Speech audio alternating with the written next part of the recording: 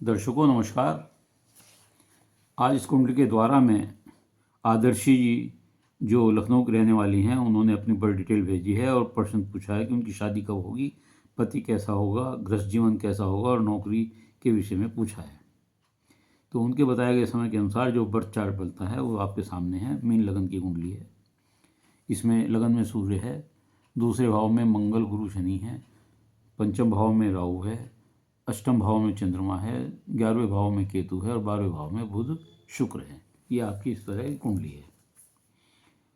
देखिए, इसमें मंगल स्वग्रही बैठे हुए हैं और शनि नीच के हैं। मीन लगन की कुंडली के स्वामी गुरु होते हैं, जो आपके दशम भाव के जो कर्म का है, नौकरी का भाव है, उसके स्वामी हैं और लगन के स्वामी हैं और आय धन भाव में बैठे हुए हैं, दूसरे भाव में बैठे हुए हैं। दूसरे भाव में प्लेसमेंट लगन का अच्छा होता है।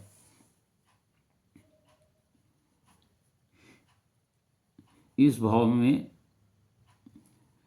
गुरु के कारण, गुरु जब यहाँ बैठ जाते हैं तो आपको बालों की समस्या हो सकती है, दांत की कोई समस्या हो सकती है, आँख की, कान की, जीभ की, गले की कोई भी समस्या हो सकती है। अगर गुरु दूसरे भाव में यहाँ बैठे हुए हैं, वो ये फल इस तरह की परेशानी देते हैं, लेकिन कोई गंभीर बात नहीं होती, सामान्य होती है। आपका व्यक्तित्व आकर्षक होता है। गुरु कर्मेश व लग्नेश होकर धन भाव में बैठे हैं तथा 9वीं अमृत, यहाँ से 9वीं दृष्टि उनकी आपके कर्म स्थान पर, नौकरी के स्थान पर पड़ रही है, देख रहे हैं। तथा सप्तम का स्वामी जो है आपका बुध है, जो वाणी से आय देता है। बुध वाणी से आय देता है तथा गुरु जो है बृहस्पति है, वो शिक्षा के क्षेत्र से संबंधित होते हैं, विद्वान होते हैं, विद्या क्षेत्र उनका होता है। तो इससे ऐसा लगता है कि आपका कार्य क्षेत्र, नौकरी का क्षेत्र, शिक्षा, धर्म, आध्यात्म, वक्ता, प्रवक्ता, वकालत, कानून, प्रोफेसर, लेखन आदि के क्षेत्र में आपका कोई कार्य हो सकता है। ऐसा लगता है कि आप टीचिंग क्षेत्र में बहुत सफल हो सकती हैं। आपको 22-10-25 से शनि में गुरु का अंतर चलेगा और गुरु जो है आपकी नौकरी के कारक हैं, अंतर चलेगा, जिसमें आपको जॉब लगने की, इसका मतलब 22-10-25 के बाद से, जब से शुरू होगा गुरु का अंतर, तब आपको नौकरी लगने की संभावना है और ये अंतर आपको 22-4-28 तक रहेगा। तो ऐसे लोगों का भाग्योदय भी 28वें साल में होता है तथा कैरियर, विवाह योग सब इसी अवस्था में होते हैं। आपका विवाह लगन में सूर्य बैठने के कारण कुछ विलंब से हो सकता है, और विलंब से होगा तो ये अच्छी बात है, इसका बुरा नहीं मानना चाहिए, भविष्य अच्छा रहता है ऐसा। वैवाहिक जीवन ठीक रहेगा।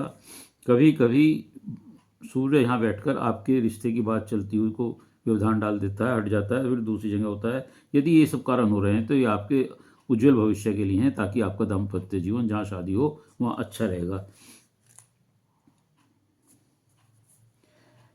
पति घर के स्वामी बुध हैं, वो सुख स्थान के स्वामी होकर भी 12वें भाव में बैठे हैं। बुध जो है ग्रहों में जस्ट लाइक प्रिंस होता है। आपके पति बहुत सुंदर, आकर्षक, पढ़े लिखे होंगे तथा ऐसा लगता है कि क्योंकि उनका पति स्थान के स्वामी और सुख स्थान के गृह स्वामी के स्वामी विदेश भाव में बैठे हुए हैं, तो ऐसा लगता है कि आप शादी होने के बाद अपने पति के साथ विदेश में जा सकती हैं। आपको यात्राओं का भी बहुत शौक रहा होगा। राहु पंचम भाव में बैठकर, मूल त्रिकोण में बैठकर आपकी शिक्षा में व्यवधान डालते हैं, ब्रेक डाल सकते हैं, या आपकी एजुकेशन की साइट चेंज करा सकते हैं। बुद्धि कुछ भ्रमित भी कर देते हैं। कोई भी निर्णय लेने में आप राहु की वजह से थोड़ा सा समय लगाते हैं।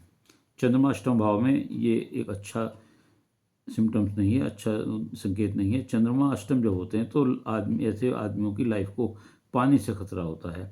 तो इसलिए ऐसे लोगों को नदी में, गहरे पानी में, चलते पानी में, समुद्र में, बीच में, झरनों में, तालाब में या स्विमिंग पूल में नहाने को अवॉइड करना चाहिए या उनके इस्तेमाल को कम करना चाहिए। सूर्य मंगल शनि, सूर्य और मंगल और शनि की युक्ति की ग्रह स्थिति जो इन कुंडली में बैठी हुई है, उससे ऐसा लगता है कि आप शॉर्ट टेम्पर्ड हो सकते हैं, गुस्सा जल्दी आ जाता है और आप एग्रेसिव भी जल्दी होती होंगी। बुध शुक्र जो यहाँ बैठे हुए हैं, अगर इनका कॉम्बिनेशन देखा जाए तो ये लक्ष्मी नारायण योग बनाता है। ऐसे लोगों को बहुत धन प्राप्ति होती है, जीवन बड़ा विलासतापूर्ण होता है, सब सुख सुविधाएं पूर्ण होती हैं और विदेश में ऐसे लोग अक्सर रहते हैं। केतु का 11वें भाव में होने से आप उदार दयालु हो सकती हैं, मदद करने वाली हो सकती हैं, आध्यात्मिक हो सकती हैं, भगवान में आपकी आस्था बढ़ सकती है।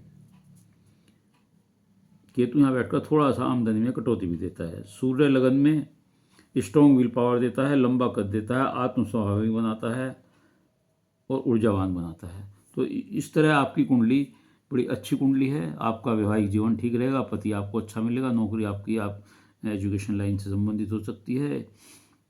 और राहु के लिए आप छोटा सा चांदी का बहुत छोटा सा हाथी बना के अपने पर्स में रख सकती हैं, या गरीबों की या कोढ़ियों की मदद करें। और सूर्य के लिए सूर्य जल दें। अगर आप ये करेंगे तो आप कोई किसी तरह की कोई दिक्कत नहीं होगी और आपका जीवन संपूर्ण अच्छा व्यतीत होगा। उम्मीद है आपको अपने प्रश्नों का उत्तर मिल गया होगा। यदि आपको ये वीडियो अच्छी लगी हो तो इसे लाइक करिएगा, शेयर करिएगा और कमेंट्स बॉक्स में जाकर अपने विचार अवश्य लिखिएगा। इसके अलावा यदि किसी और का कोई प्रश्न हो तो वह मेरे चैनल को सब्सक्राइब करते हुए अपनी डिटेल भेजते हुए अपना एक प्रश्न पूछ सकता है। उत्तर अवश्य दूंगा, लेकिन उत्तर के लिए आपको धैर्य रखना पड़ेगा क्योंकि प्रश्नों की संख्या बहुत अधिक है। धन्यवाद।